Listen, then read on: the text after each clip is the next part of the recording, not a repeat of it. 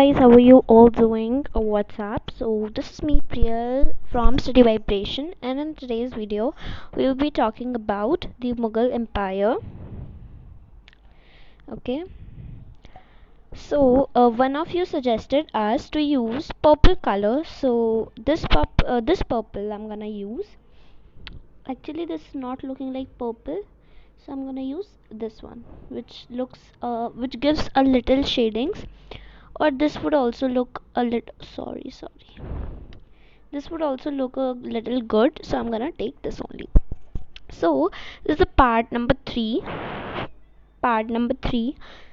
in which of chapter number 4, that is the Mughal Empire. We are going on with the series for this chapter, and we will make a playlist so that it is easy for you to go on to that.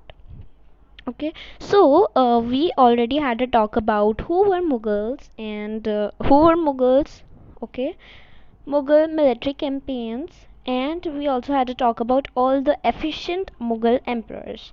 And I already told you कि शाहजहां के बाद औरंगज़ेब के बाद भी और भी Mughals आए, लेकिन वो इतने ज़्यादा वो नहीं थे, एफिशिएंट नहीं थे। ये बाबर से लेकर औरंगज़ेब तक जो भी आया, that those rulers were very much efficient in rules.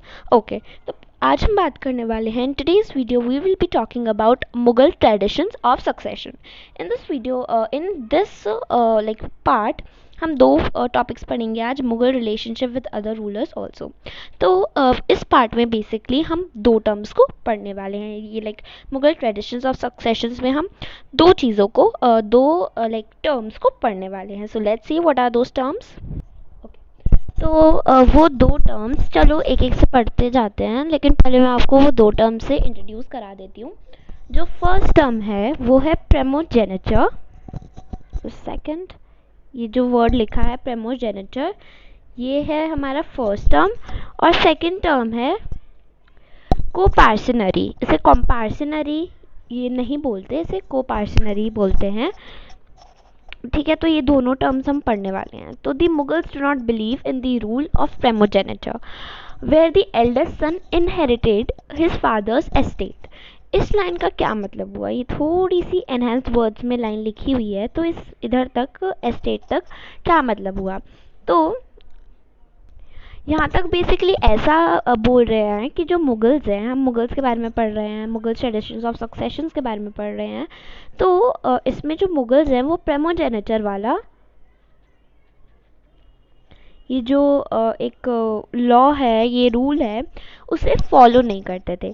दे जिसमें इसमें क्या होता है, प्रेमोजेनेचर में you can make your own notes, जिसमें एक्चुअली जो एल्डर सन होता था उसको बना देते। For example let me show you with the help of a role play. तो यहाँ पे थोड़ा वाइट वाइट सा है, तो मैंने इसे जूम करके ऐसे कर दिया। चलो, so this is a king, don't जज the drawing. This is a king, है ना। उसके दो बेटे हुए, ठीक है। एक का नाम था अमर एंड एक का नाम था बाबर, ठीक है। ये बाबर और ये अमर। तो ये बड़ा था, दिस वॉज द फर्स्ट सन, और ये सेकंड सन थे। ये जो हमारा बाबर है वो सेकंड सन था। So what do you think कि ये जो रूल है प्रेमोजेनेचर, उसमें कौन बनेगा? बाबर एक नाम रख लो कि ये मुग़ल वाले का नाम नहीं है, ये एक्चुअली नॉर्मल चल रहा है। फॉर एग्ज़ाम्पल ये मुग़ल वाला ट्रेडिशन नहीं है, ये प्रेमोजेनेचर वाला देख रहे हैं हम। तो ये किंग है जिसका नाम है सूर्या, ठीक है। उसे बाबर नाम अच्छा लगा तो रख लिया, ठीक है, बाबर, ठीक है। तो प्रेमोजेनेचर में ये बनेगा, इसका बड़ा बेटा बनेगा। प्रेमोजेनेचर में जो एल्डर सन होता है उस पर्टिकुलर किंग का, वो बनता है नेक्स्ट किंग, ठीक है। Instead they followed the Mughal and the Timurid custom of coparcenary inheritance or the division of the inheritance amongst all the sons. तो मतलब इसमें क्या होता था, इसमें लाइक नो मैटर कोई बड़ा है या छोटा है। चलो एक और ऐसे एग्जांपल दे देती हूँ मैं, कोपार्सनरी वाले का ही। तो देखो ये जैसे एक मेरे को वापस से ड्रॉ करना पड़ रहा है, तो ये जैसे सेम, चलो इसका नाम रख लेते हैं बाबर। ये मुगल्स वाला चल रहा है, ठीक है। ये कोपार्सिनरी चल रहा है, इसके दो बेटे हुए, एक का नाम था हुमायूं और एक का नाम है नहीं है असलियत में, हुमायूं का बेटा था अकबर, लेकिन हम रख लेते हैं, एक एग्जाम्पल रख लेते हैं। तो ये है अकबर और ये है हुमायूं। तो बाबर एक किंग है जो अभी प्रेजेंट में चल रहा है, ये उसका बड़ा बेटा है, ये इसका छोटा बेटा है। तो बेसिकली होगा क्या कि इसमें ये कोई बड़े सन या छोटे सन का रूल नहीं चलता है, इसमें दोनों भाइयों में से जो एफिशिएंट होगा, जिनके बीच जो भी जीतेगा वो बन जाता था नेक्स्ट रूलर, इसमें कोई बड़ा या छोटा नहीं था। Follow the highlighted passages in table number 1। Table number 1 ऊपर थी, राइट? ये टेबल 1 है क्या? ये क्या है? हमारी टेबल नंबर 1 है। ये टेबल नंबर 1। तो इसमें and note the evidence for rebellions by the Mughal princess, which do you think is the fairer division of inheritance, primogeniture or co-parcenary? तो आपको क्या लगता है? कमेंट सेक्शंस में बताइए, और हमें ये भी बताइए कि हमें नेक्स्ट वीडियो में कौन सा कलर लेना है। मैं आपको एक बार और सजेशंस दिखा देती हूँ, ये इधर भी हैं कुछ सजेशंस, है ना, और यहाँ पे भी हैं कुछ सजेशंस आपके लिए। ये डार्क वाले कलर्स हैं, ये नीचे वाले सबसे लाइट कलर्स है। थोड़ा ऐसा देखना जो दिखे, लाइक वाइट नहीं दिखेगा। चलो, तो ये पता नहीं कौन सा सिलेक्ट हो गया, लेकिन चलो अभी पर्पल ले लेते हैं, क्योंकि पर्पल आपका सजेशन था तो हमें मानना ही पड़ेगा, ठीक है। तो आपको क्या लगता है कि प्रेमोजेनेचर या कोपार्सिनरी में कौन सा ज़्यादा एफिशिएंट रहा? लाइक आप अगर होते तो आप कौन सा फॉलो करते? एक मिनट के लिए ये जो हिंदू टर्म है और ये जो वो वाला टर्म है मुगल्स वाला, इन दोनों को हटा दो। आपको क्या लगता है कौन सा ज़्यादा फेयर वाला है कि क्या है? मुझे तो लगता है कोपार्सिनरी ज़्यादा फेयर है, क्योंकि जो प्रेमोजेनेचर वाला होता है उसमें बेसिकली बड़े सन बनते हैं, और बड़े सन अगर एफिशिएंट नहीं रहे, बाकी उसके लाइक अदर ब्रदर्स वगैरह रहे, तो I think coparcenary is much better. Tell me in the comment sections. चलो अब ये वाला भी पार्ट पढ़ लेते हैं। Mughal marriages with the Rajputs. The mother of Jahangir was a Kachwa princess, daughter of a Rajput ruler of Amber. Okay, modern day Jaipur, जो modern day Jaipur है। The mother of Shah Jahan was a Rathore princess, daughter of Rajput ruler of Marwar Jodhpur, ठीक है। तो मतलब ऐसे मुगल के marriages कभी ना कभी लाइक दूसरे से भी होते थे रिलीजन से, लाइक राजपूत। इसका भी एक रीज़न होता था जो हम आगे पढ़ने वाले हैं। Take a look at table 1 again, हम नहीं देख रहे हैं, आप अपनी बुक्स में देख लो। You will notice that the Mughal rulers campaign constantly against the rulers who refuse to accept their authority, but the Mughals became powerful. एक second. But as the Mughals became powerful, many other rulers also joined them voluntarily. मतलब अच्छे से उन्हें join कर लिया। The Rajputs are good example for this. Many of them married their daughters into Mughal families and received high positions. अब देखो, Mughals बहुत ही ज़्यादा एफिशिएंट हो रहे थे, तो वो राजपूत बहुत क्लेवर थे, तो उन्होंने अपनी बेटी जो उनकी होती थी मैरी करवा दिया इन मुगल से to gain high positions, but many resisted as well. The Sisodia Rajput of Mewar refused to accept the Mughal authorities for a long time. Once defeated, however, they were honorably treated by the Mughals, given their lands, land also called as Watan, back as assignments, Watan Jagirs.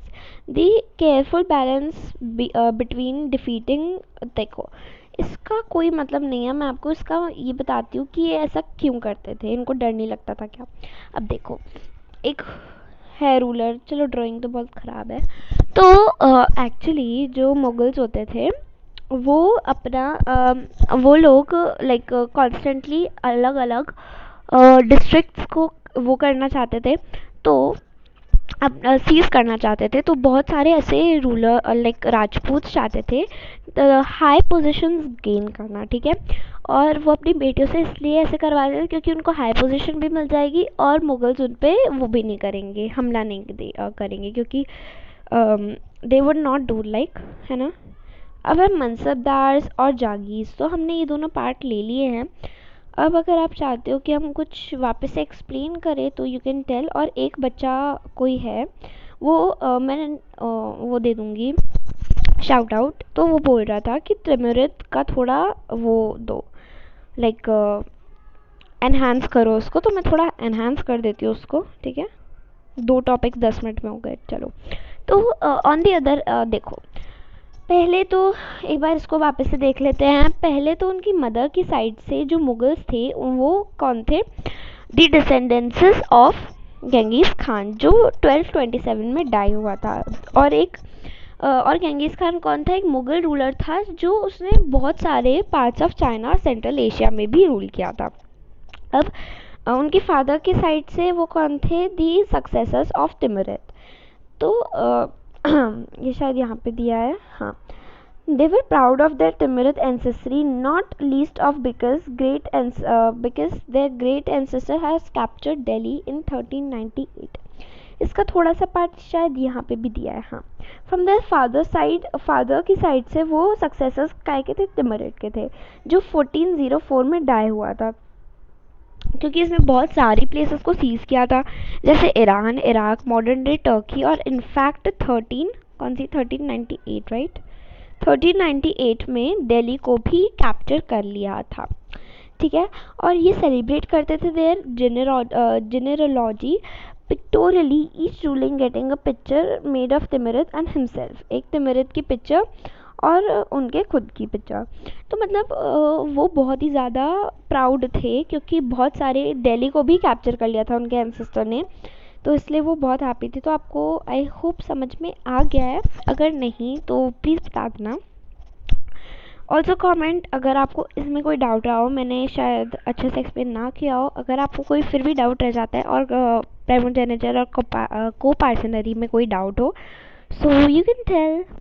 So I hope आपको समझ में आ गया है। ये ले ले क्या part अभी मनसबदार या जागीर का, चलो नेक्स्ट वीडियो में लेंगे। तब तक के लिए बाय गाइस। वीडियो पसंद आया तो लाइक कर देना। एंड 2 चीज़ आपको बतानी है, आपको क्या लगता है कि प्रेमोजेनेचर और को पार्सनरी वाले रूल में कौन सा ज़्यादा एफिशिएंट रहा, और आपको हमें बताना है इन कलर्स में से, लाइक ये जो भी आपको दिख रहे हैं, और इसमें से कौन सा कलर आपको चाहिए, आप अपना फेवरेट कलर बता सकते हो। So thank you so much guys for watching this video. Bye guys, हम एक प्लेलिस्ट भी बना देंगे इसके लिए। So I hope you like this. Bye.